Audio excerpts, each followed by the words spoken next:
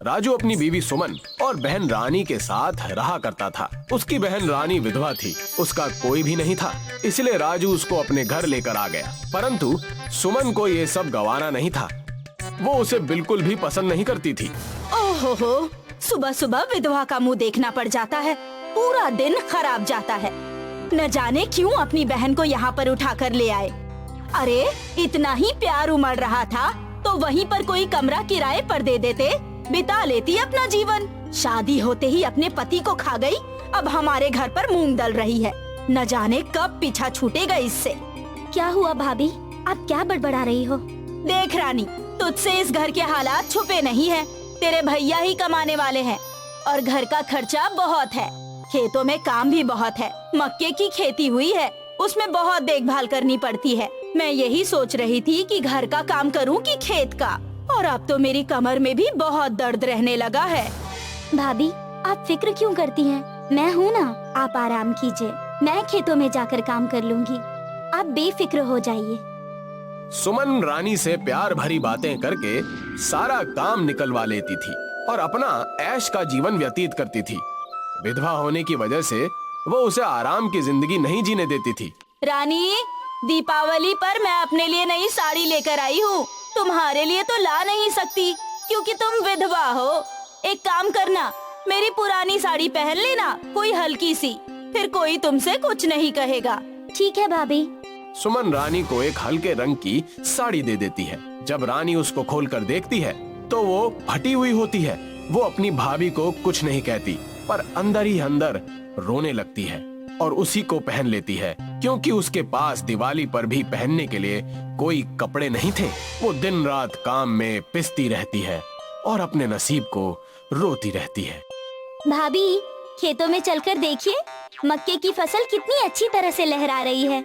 सुमन जब खेतों में जाकर देखती है तो सच में बहुत अच्छी फसल हुई होती है, परंतु सुमन के मन में लालच आ जाता है और वो सोचती है, इसने तो बहुत मेहनत की है फसल उगाने में, परंतु इतनी अच्छी फसल को मैं रानी को नहीं दे सकती।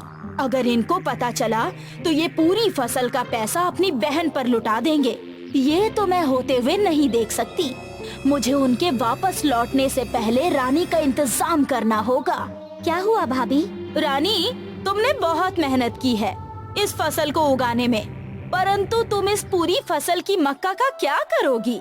मैं तुम्हें रोज एक मुट्ठी मक्का दे दूंगी, तुम्हारे लिए वही काफी है। पर भाभी, मुझे पता है तुम यही कहोगी ना कि इस मक्का का मैं क्या करूंगी, तो तुम उसका रोज का आटा तैयार करके रोटी बनाना। सुमन ऐसा ही करती है और रानी को एक मुट्ठी मक्का रोज दे दिया करती है। रानी उस मक्का को चक्की पर पीसकर आटा बनाती है और अपने लिए 2 रोटी बना लेती है। वो एक छोटे से कमरे में रहा करती थी। राजू काम के सिलसिले में बहुत समय से शहर से बाहर गया हुआ था, जिसकी वजह से उसको इस बारे में कुछ भी पता नहीं था। मक्का बेचकर तो बहुत पैसा मिला है और अब तो रानी भी मेरी चाल में अच्छी तरह से फंस चुकी है। काम ये करेगी और दाम मैं लूंगी। अब इसका आना मुझे खलेगा नहीं। अच्छा है, ये हमारे घर में ही रह रही है, मुझे किसी नौकरानी की भी जरूरत नहीं है। एक दिन रानी मक्के को साफ कर रही थी, तभी मक्के के कुछ दाने चूल्हे की लकड़ी पर गिर गए, जिसकी वजह से वो पॉपकॉर्न बन गए। जब रानी ने वो खाकर देखे तो वो बहुत ही स्वादिष्ट थे।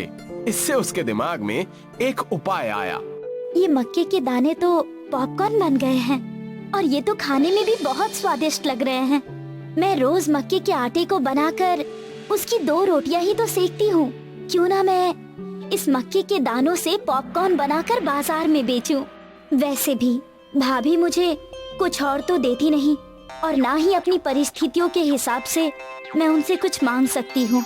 मुझे पैसों की भी जरूरत होती है, तो मैं इन मक्का के दानों को इस लकड़ी पर भूनकर पॉपकॉर्न बनाकर बाजार में बेचूंगी, तो मुझे कुछ पैसे भी मिल जाएंगे।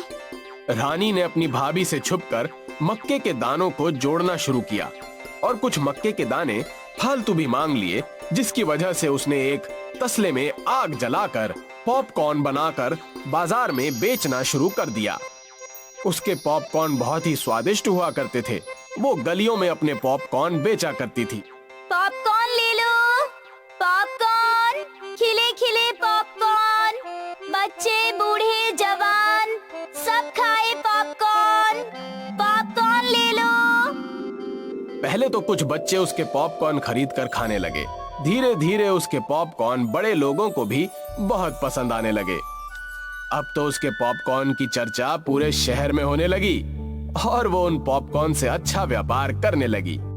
उन पॉपकॉर्न से हुई कमाई से उसने अपने व्यापार को और बढ़ाया और अपनी एक दुकान सिनेमा घर के सामने लगा ली, जहां पर उसके पॉपकॉर्न की बहुत बिक्री होने लगी।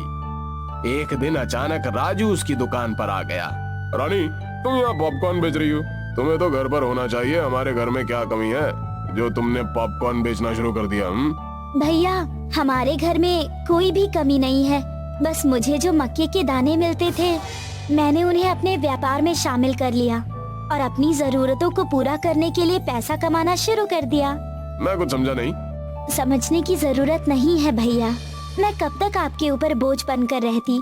शादी से पहले भी आपने मेरा बहुत ध्यान रखा और शादी के बाद भी आप ही के साथ रह रही हूँ। मैं अब आपके ऊपर और बोझ नहीं बनना चाहती। मैं अपना खुद का कुछ करना चाहती थी। अरे तुम मेरे लिए कभी बोझ नहीं रही। सच बता, क्या बात है? तुझे तेरी भाभी ने परेशान किया मेरे जाने के बाद, है ना? यही बात है ना? नहीं भैया, भाभी ने मेरा बहुत ध्यान रखा। मुझे कभी आपकी कमी महसूस नहीं होने दी। वो बहुत अच्छी हैं। अब मेरे माता पिता तो नहीं हैं, तो आप दोनों ही मेरे माता पिता हो। ये सारी बातें छिपकर सुमन सुन रही थी। उसको अपनी गलती का बहुत पछतावा हुआ और वो किसी को कुछ भी बिना बताए घर आ गई। मैंने रानी के साथ इतना बुरा किया, पर फिर भी उसने मेरी कोई भी बात भैया को नहीं बताई। सच में रानी बहुत अच्छी है।